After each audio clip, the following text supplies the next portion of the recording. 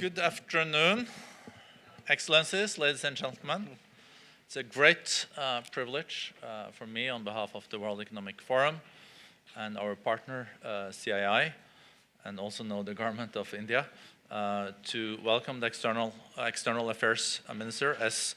Jaishankar here to our meeting. Thank you for coming, and we know that you just arrived this morning from an important visit to the US. We also know that Prime Minister Modi had a very successful visit to the US last week. Also had 50,000 expats, Indian expats, meeting him and President Trump in Houston. Maybe, Minister, you were there too. I think it was greeted "Howdy Modi" by the crowds. Is there no, under Prime Minister Modi and your leadership, would you say it's a special relationship between the US and India, and is this something new? Because in the 70s it used to be with Russia. 70s was a long time, ago. Though mind you, I started to work in the 70s, so I can still hazily remember it. But look, I'm not sure what adjective I would put on it, but definitely, I mean, if the kind of event you saw in Texas, the Howdy Modi event, it's not too many countries who can do that. So certainly that is something unique. But the fact is, if you look at our relationship with the US, how much it's changed, the extent of convergences that we have with the US, shared interest in many areas, the size of the economic relationship, the trade, the investment, the knowledge relationship with the US, the fact that that has given rise to actually industries in the Indian economy. The community, we are today depending, I think the American citizens, the Indian Americans would be about 3.5 million, maybe 2 million plus more of Indians living out there. So you put it all together, and so many students. And very successful Indians too, yes, many indeed. CEOs in the big companies. Absolutely. So if you put it all together, I would say in many ways it's a pretty unique relationship. And I think that was reflected partly in what was visible at Houston. Yesterday we had Secretary Wilbur Ross of Commerce here, and also in a discussion with your Commerce Minister. And there is a lot of suspense, and there's a lot of interest. Is there going to be a trade deal between the largest economy in the world, being the US, and the fastest growing of the emerging economies of size, like India? Are you, what was the zeitgeist you felt when you were in the White House yesterday and met with the new National Security Advisor and other Trump advisor? Is it going to happen? Well, if you had our Commerce Minister and Mr. Ross here, I'll go with any answer they gave you. Because ultimately they have to work it out. And the only thing which I can tell you... I think Lighthizer is involved too a bit. Yeah, sure. But what I can tell you as a foreign minister is I understand, as a interested spectator, that this is it's not that easy. It's a fairly complicated set of issues, because you are really looking at trying to clear up issues for which there isn't mirror imaging in many ways. So I guess if they are taking a little time, they would be justified in doing so. From what I read in the newspapers today, both of them sounded kind of cautiously optimistic. Would that be right? No, I think that is the feeling I got also. Yeah, sure. We had a closed meeting yesterday between the two of them that I moderated.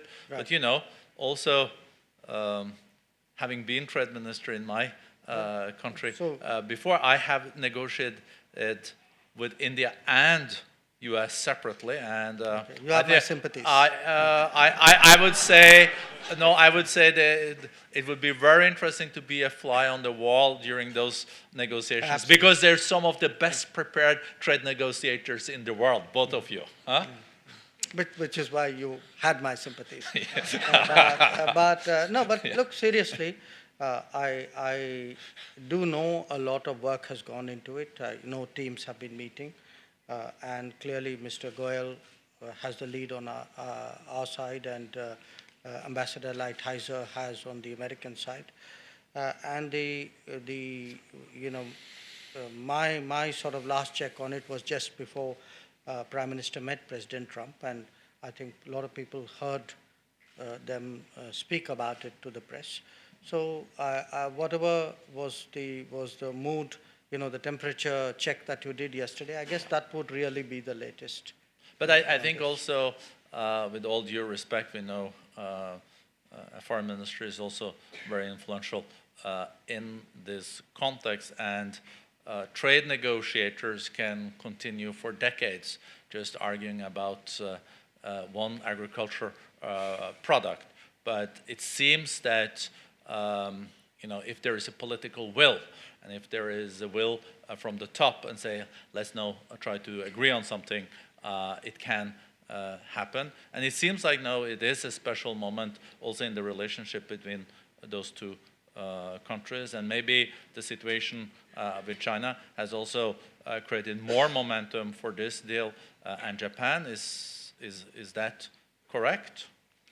Well, look, I mean, you may have a point, but in our case, what I can say is that certainly in this government, the concerned ministers, which is really trade, finance, foreign, and some of the line ministries, because they're sectoral ministries, because their interests are involved. People really work together very, very closely as a team. I know that is a caricature of a trade negotiator, that they can go on endlessly on very siloed issues. But you would have seen yesterday, our Commerce Minister is a very strategic person. So he's completely capable of managing this, trust me. Talking about being strategic, we have seen that you and your government has also made a priority of South Asia. Mm-hmm. We have a lot of participants there and guests from Nepal, Bhutan, Bangladesh, also Sri Lanka, Maldives.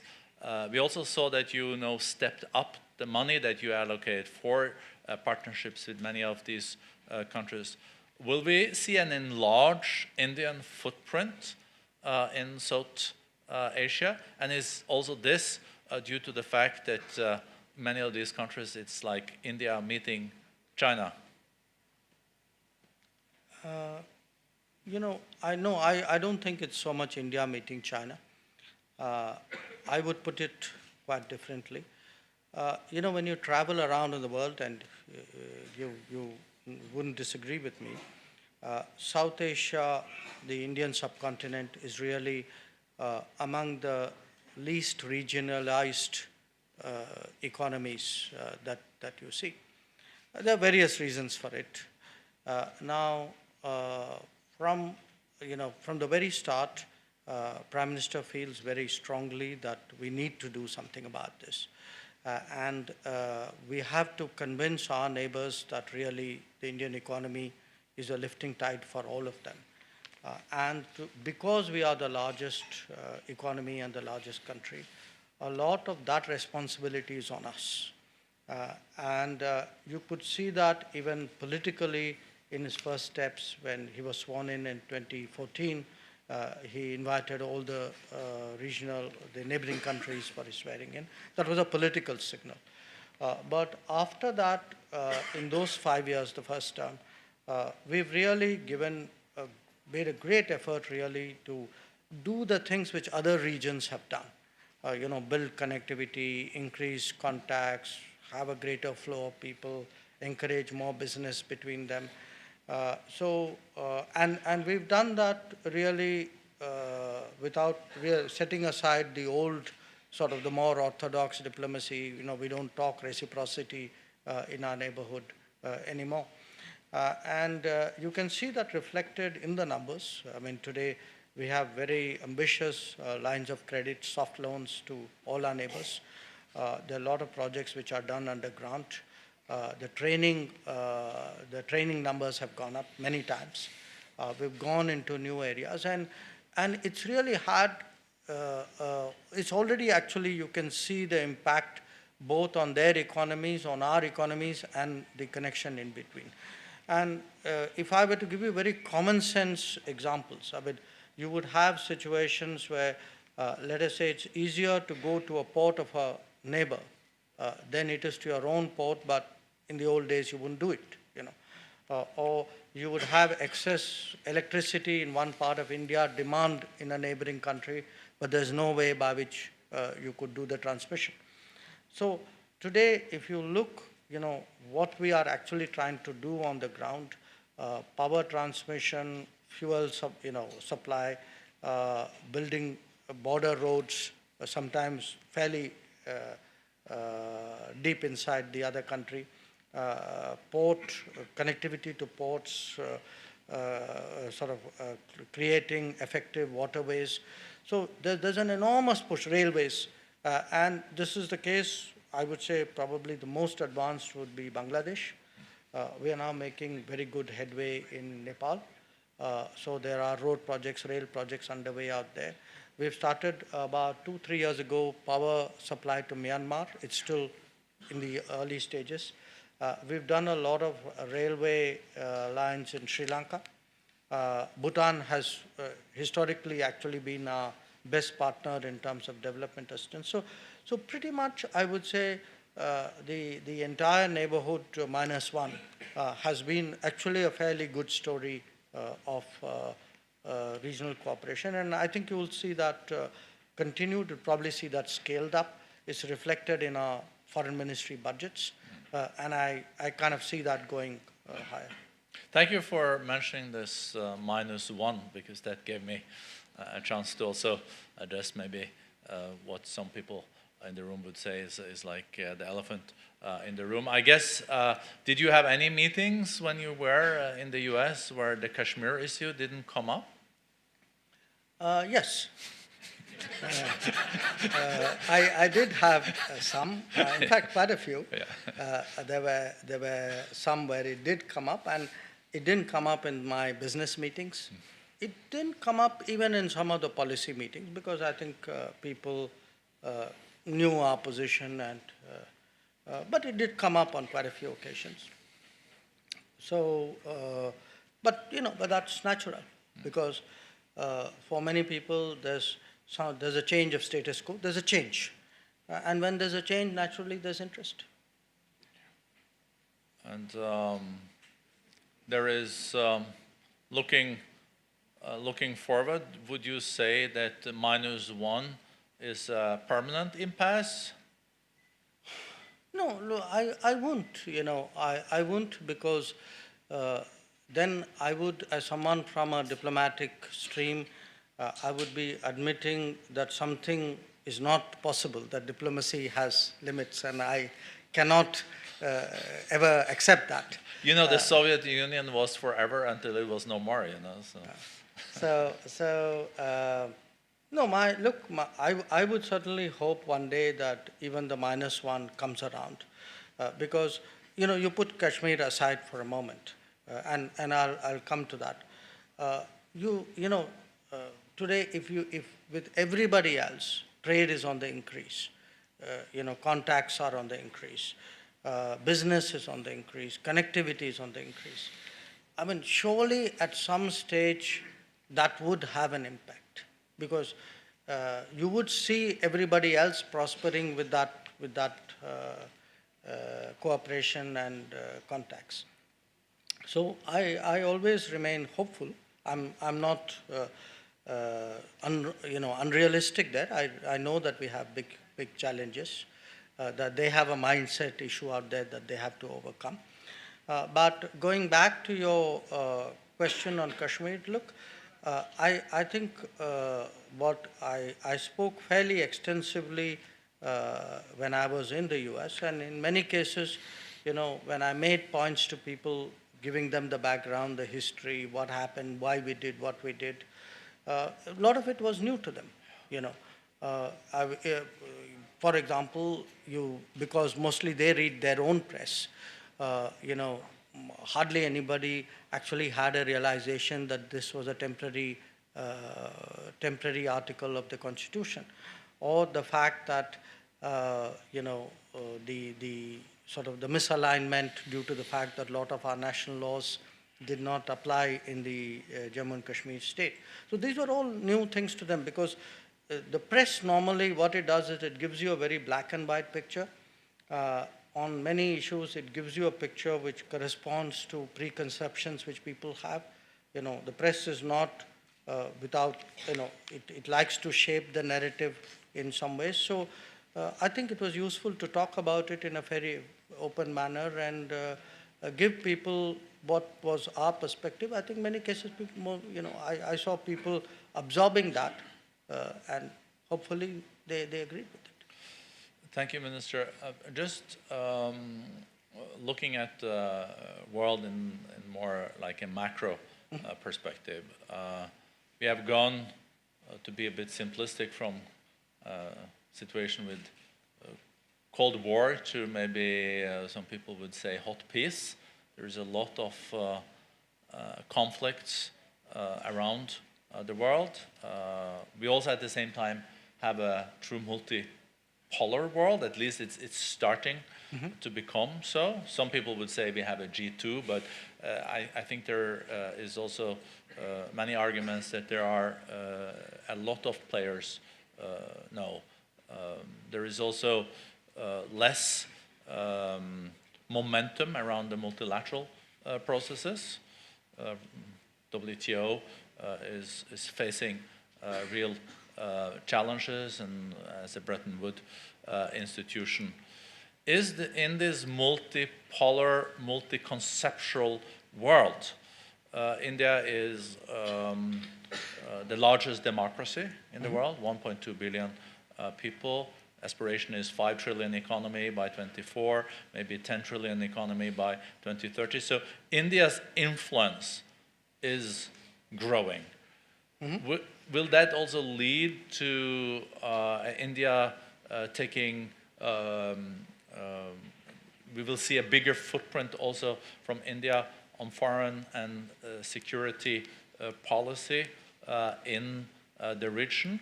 In the 70s and the 80s, India was in many ways the leader of the non-allied world.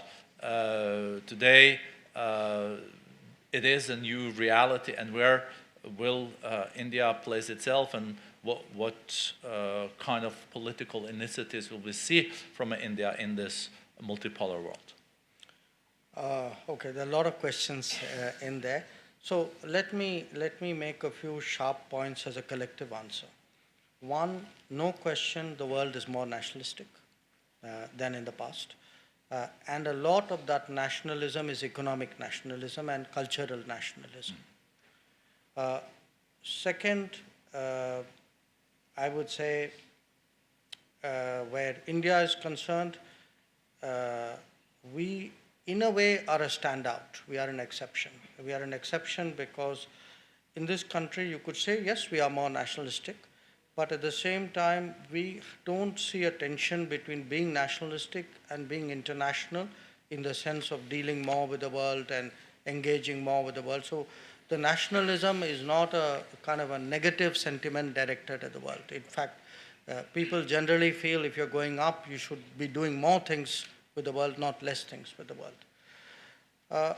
Third, in a more multipolar, your word, nationalistic, my word, world, I think we will see diplomacy take different forms where the old ways of working will now not go away, but be tempered by much more, I would say, creative, innovative, ad hoc kind of working arrangements, often centering around issues rather than across the board. So the character of international politics will probably change in many ways.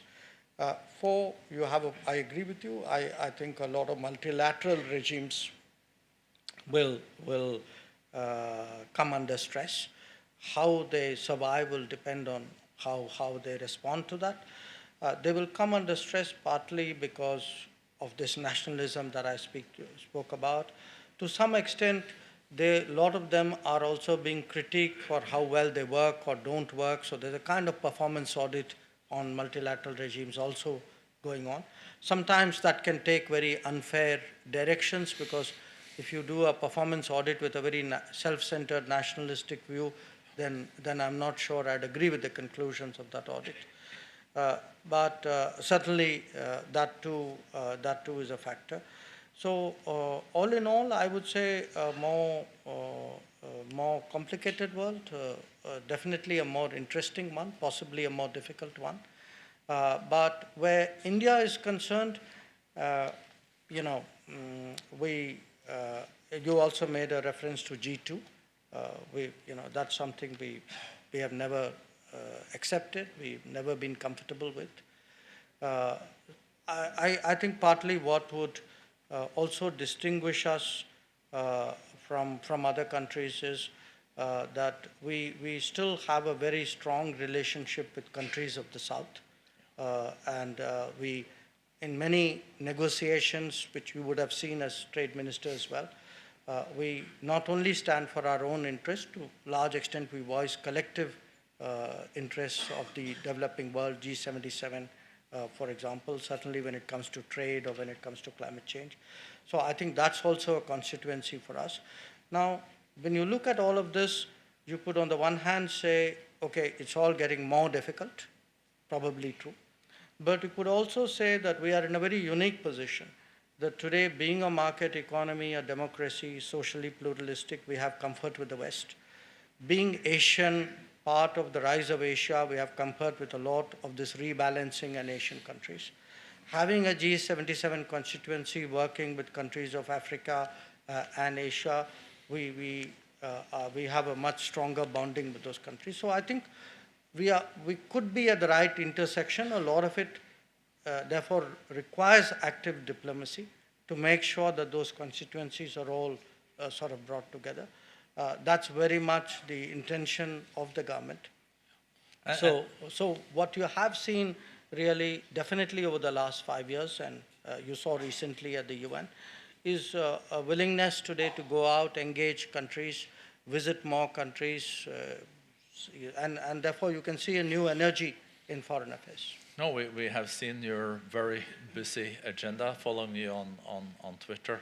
You can be exhausted just by reading your Twitter account.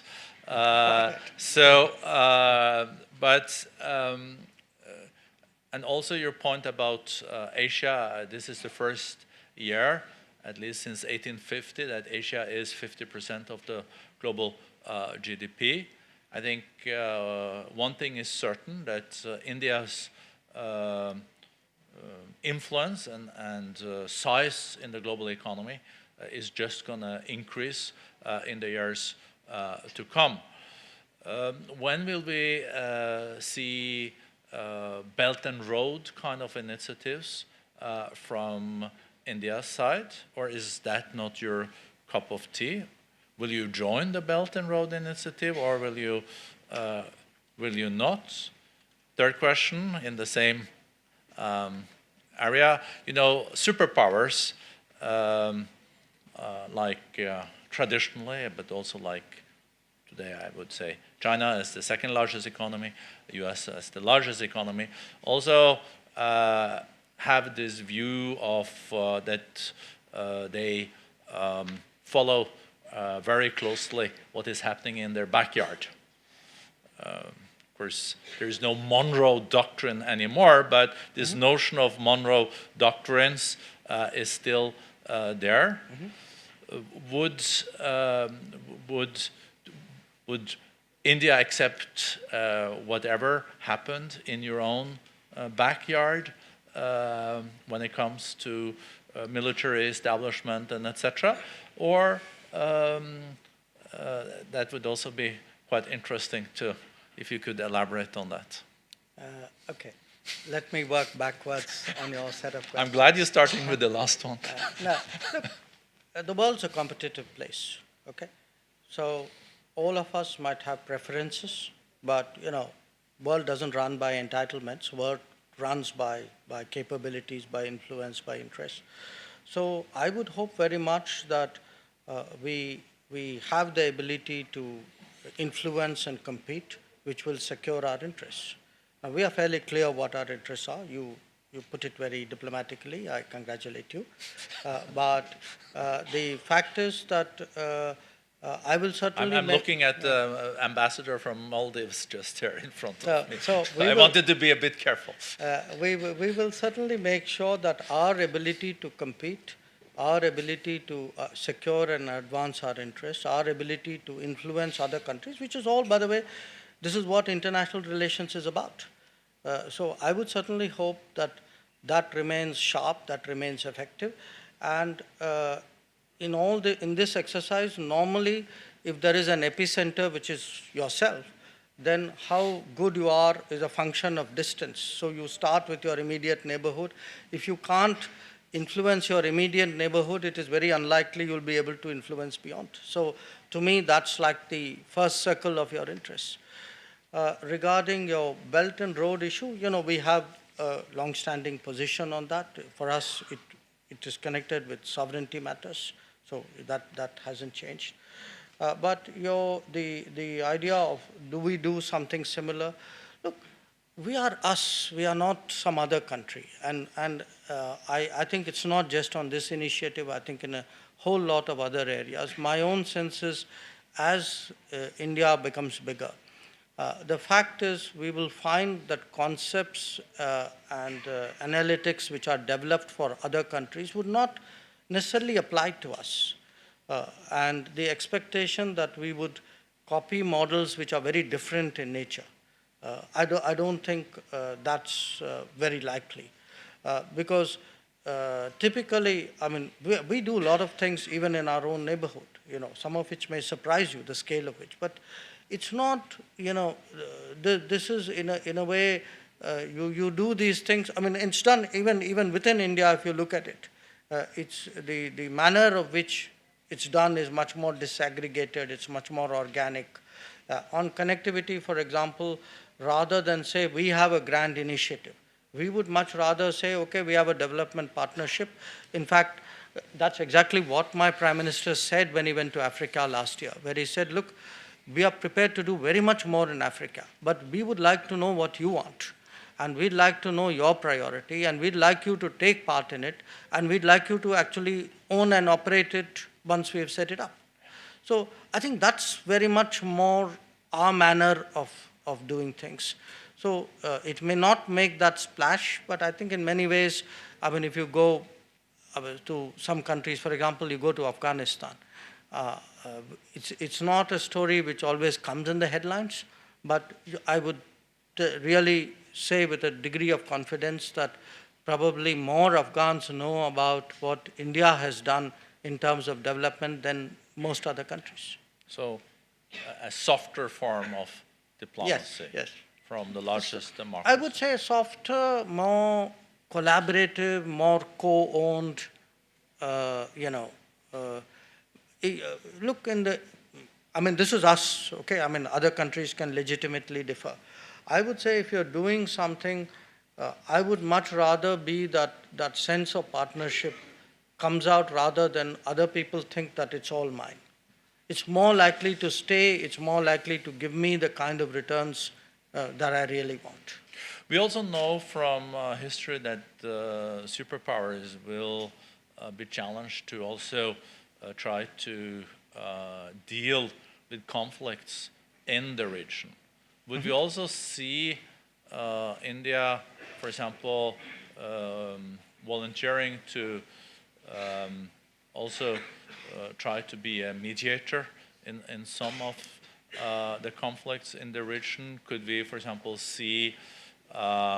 This is a very Norwegian question.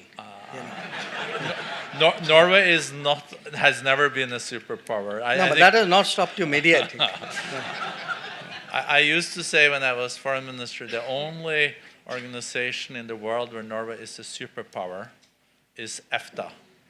And EFTA is this free trade organization with Switzerland, Liechtenstein, and Iceland. So, and we tried to establish a trade deal with India.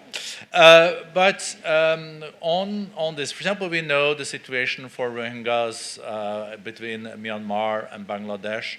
Could that be something where India could be a mediator? Maybe an even a bigger question that I think we all are concerned about is the situation in the Gulf and with Iran. That has been escalating. It's been a little bit more quiet the last week because there are other things in the media, but I don't think the structural challenges related to this is dealt with. Or is it a very Norwegian perspective? No, look, I mean, if I look back on our history, there are times when we've done some of that. We took a little bit of interest in the Iran-Iraq war in the early stages. We did not successful mediation in Sri Lanka. Not as bad as the Norwegians, though, I think. No, actually ours ended up worse. Okay. So, you know, it's not entirely without some past. But I think the Indian way would be very much more that if you have relationships to sort of talk about it, to have conversations, but not declare yourself a mediator and not really kind of create that space and, sort of create that profile. I don't think that's really been our style. I don't, I would say, personally, I'm not sure for a country like us. I mean, I'm not prescribing for everybody else, but I would. It's not something which I see great profit in. But having said that, you know, some of the examples that you raised, say you raised Myanmar, Bangladesh. Now we have excellent relations with both. We actually have made. I mean, we are the first country to actually complete a project in the Rakhine State after the the problems. We've done a housing project, and we are hoping that that would be the nucleus for the first set of people to go back. So we have relations there. Our relations with Bangladesh, of course, are absolutely outstanding, the best ever. So it's not that we don't, we are staying away but I think we just handle it much differently from the manner in which you put it. And I think the bigger a country is, the more power you also have in inspiring countries. And you are, I think, the largest FDI investor in Bangladesh and the second one in Myanmar. I think the Chinese are larger there by far than you. But coming back also to what you mentioned about connectivity and also technology. When you were in DC, I don't know if you felt it the same way. I was there last week, and behind this trade war notion, there is also a lot about technologies. Mm-hmm. Who's going to be on top of the new technologies? And I think there is Sputnik moments in many countries these days, and many countries do see that those countries that are on top of the new technologies, and in the platform economy, the winner has a tendency to take it all, will also come out of this century as the most influential ones. Last year at this time, I was here, and Prime Minister Modi opened the World Economic Forum's Center for the Fourth Industrial Revolution in India that is placed in Mumbai. But on the technology side, how did you see technologies also now as an important factor in foreign policy, and you see that as an underlying factor more and more?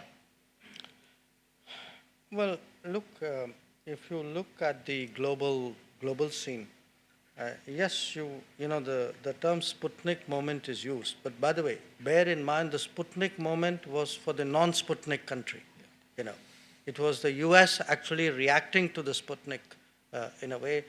The country which sent up the Sputnik didn't fare so well after that.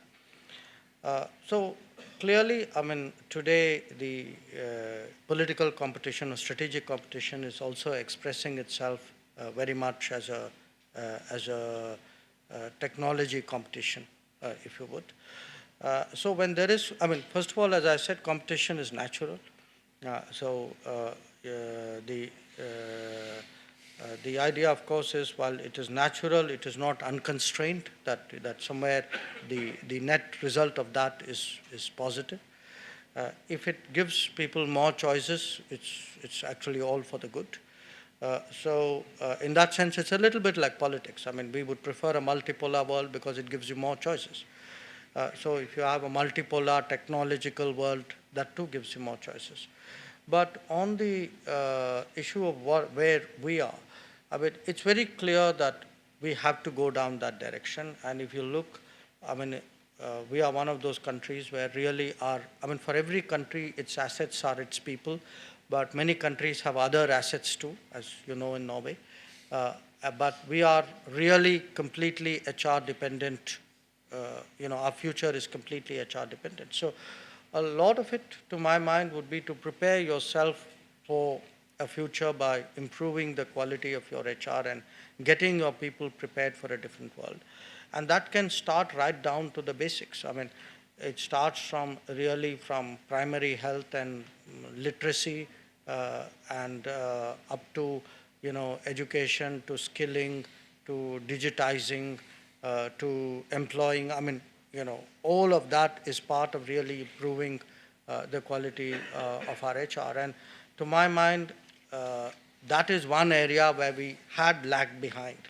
I would certainly see that as really the core priority of this government. I mean, if you look at the totality of all the programs they do, there's a single thread that connects them. And the single thread is really to really improve the quality of human resources of this country.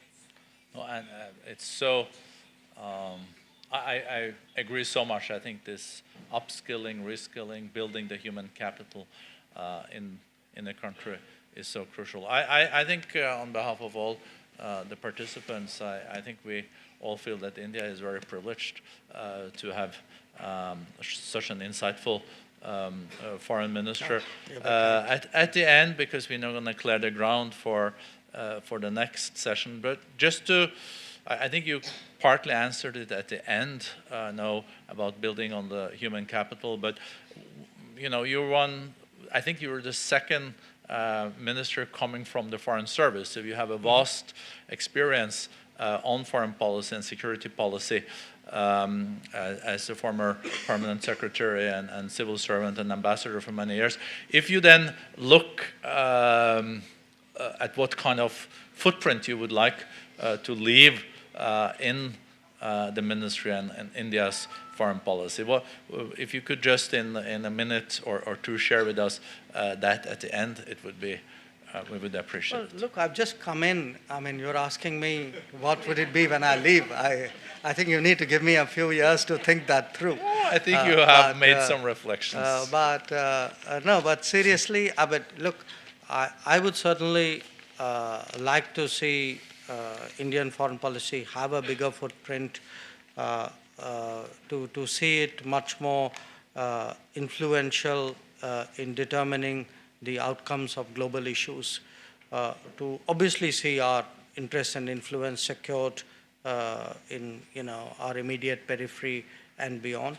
But at the end of the day, I'm very conscious that we are preparing a foreign policy for a country which, within a decade would be the third largest economy, which would be the most populous country, and which carries a lot of burdens of the past, in the sense that, we missed a lot of opportunities in the past, beginning with 1945 when the global order was fashioned.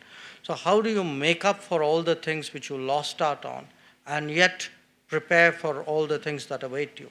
So it will require a lot of thinking through, a lot of imagination, and a lot of energy. And I try to at least prepare a launching pad for it. Thank you so much. Okay. Thank you.